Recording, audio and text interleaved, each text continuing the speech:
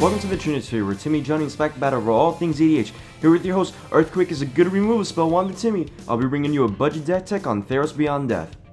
But first, please like, subscribe, and hit the bell icon so you never miss out on any new Trinisphere content. Enjoy!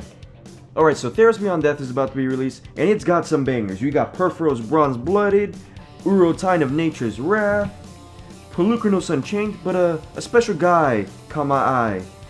He reminds me of a good old hero from the ancient times. And his name was Achilles! I mean Haktos. Haktos the Unscared, and he is a red, white, legendary creature human warrior. Haktos the Unscarred attacks each combat of able. As Haktos enters the battlefield, choose 2, 3, or 4 at random. Haktos has protection from each CMC other than the chosen number. He's also a aggressively slanted 6/1. Dies to bolt. Or does he? Because he cannot be targeted by 1-drops, which means we are playing Earthquake Tribal, and X will equal more than 4 at all times unless maybe we're not hitting the one that kills him. So the plan for the deck is to loot, ramp, Haktos, ramp some more, or Earthquake, maybe some mild LD, play some Reanimating type spells to break parity with the mild LD and the destruction of all the idiots you're about to kill, and then hopefully win the game. And if that doesn't do it, I don't know what will. On paper, this plan seems foolproof, but everything looks good on paper. Now onto the ramp. We went heavy on the ramp this time around to make sure our Earthquakes are large and we can cast our large CMC creatures. Alright, we're playing Soul Ring, Boros Signet, Marble Diamond, Mind Stone, Prismatic Lens, Sphere of the Sun, Star Compass, Talisman of Conviction, Boros Cluestone, Boros Locket, Fireman Vessel, Hedron Archive, Sisei's Ring, Golem's Eye, and Coveted Jewel.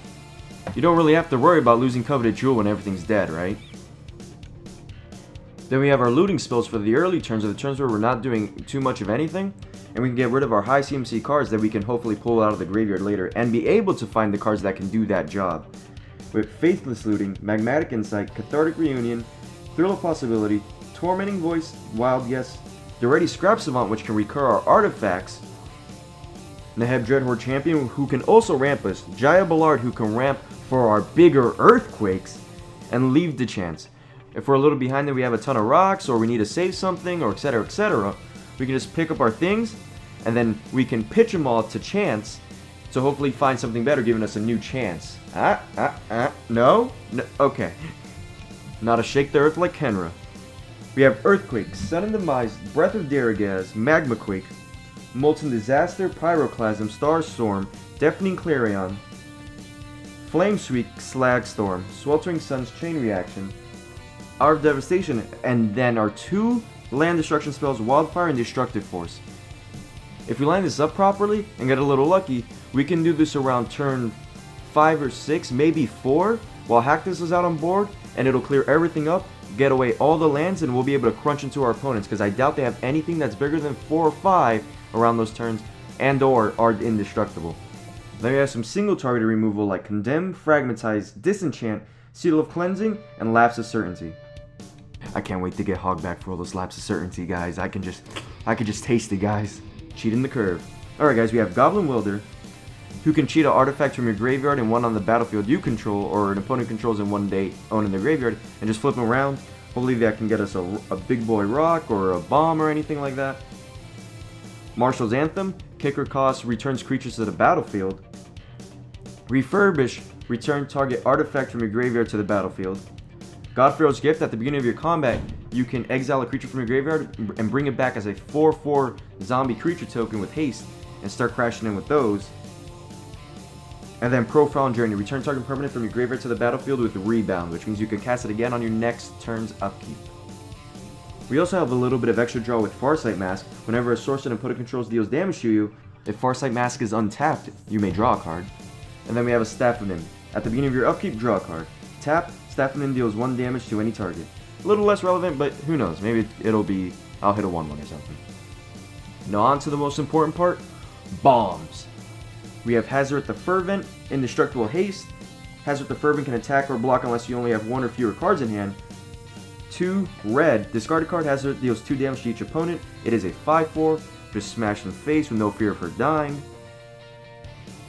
Territorial Hellkite, 4 mana, well, 2 mana red, Flying Haste. At the beginning of combat of your turn, choose an opponent at random that Territorial Hellkite can attack during your last combat. Territorial Hellkite attacks that player this combat if able. If you can't choose an opponent this way, tap Territorial Hellkite. That'll probably never come into relevance unless there's one guy left and Territorial Hellkite's out, but hitting for 6 is a good number. Angelic Skirmisher. 4 mana, white, flying. At the beginning of each combat, choose First Strike, Vigilance, or Lifelink. Creatures you control gain that ability until end of turn. Since we're going to be probably Earthquaking ourselves, we can give our commander and all our other creatures Lifelink to just fix that issue. Considering it doesn't target, it'll actually be able to affect him. Burning Sun's Avatar, 3 mana, red. When Burning Sun's Avatar enters the battlefield, deal 3 damage to target opponent and 3 damage to one target creature. It's a crappier Inferno time, but you take what you can get when you spend all your money on rocks. Fire Song and Sunspeaker, the hot spicy meatball of the deck. Legendary creature Minotaur Cleric. Red instants and sorcery spells you control have lifelink. All our earthquakes are going to be so much healing happening. Whenever an instant or sorcery spell causes you to gain life, Fire Song and Sunspeaker deals 3 damage to target creature or player. Literally doesn't even matter. Stat line, irrelevant. It's a 4/6. And to one of my moving up there on favorite magic cards, Inferno Titan. This guy's a house ETB, deal 3 wherever you want, however you want, and when he attacks, do it again with Fire Breathing, which I don't think I've ever used. But yeah, he kills people, he kills things, he kills dorks, he kills 3 dorks, he don't care. He kills it all. You have a lightning bolt, and you have a dart, and you have a shock. Amiri Shepherd, 5 mana, white. Flying Landfall. Whenever a land enters the battlefield under your control, you may return target non-land permanent card from your graveyard to your hand. If that land is a plains, you may return that non-land permanent card to the battlefield instead. If our big boys die, we're just going to bring them back for free or just bring them to the hand. Either's okay. She's a recursion engine. Bloodfire Colossus, 6 mana, red, giant, red mana, sacrifice Bloodfire Colossus, deal 6 damage to each creature and each player. It is a 6/6. This could finish somebody off, this could clean up the board if necessary. He could just be a beater who gets there. Or with the Mirror Shipper out, he could be 12 damage worth of damage to opponents and creatures. Magmatic Force, 5 mana, red. Creature Elemental. At the beginning of each upkeep, deal 3 damage to any target. It is a 7/7. And then a card I keep trying to play, I think this is the deck where it'll work, Parhelion II. 6 mana, white, legendary artifact vehicle, flying First Strike Vigilance. Whenever Parhelion II attacks, create 2 4/4 white angel creature tokens with flying and vigilance that are attacking. Crew for 4, our commander's a 6/1. This has to be the deck. I don't know what else will do it. If not, I give up on the card, guys. Now on to the lands. 37 planes, so we get all those mirror triggers. I'm just kidding, guys. It's going to be Boros Guildgate, Evolving Wilds, Stone Quarry, Terramorphic Expansion, Wildscar Crag, and then a split of 17 mountains and 15 plains. Alright guys, that's the end of the deck tech. Please let me know what you think of the deck. I think this one's pretty great for what the commander does and for what you can do.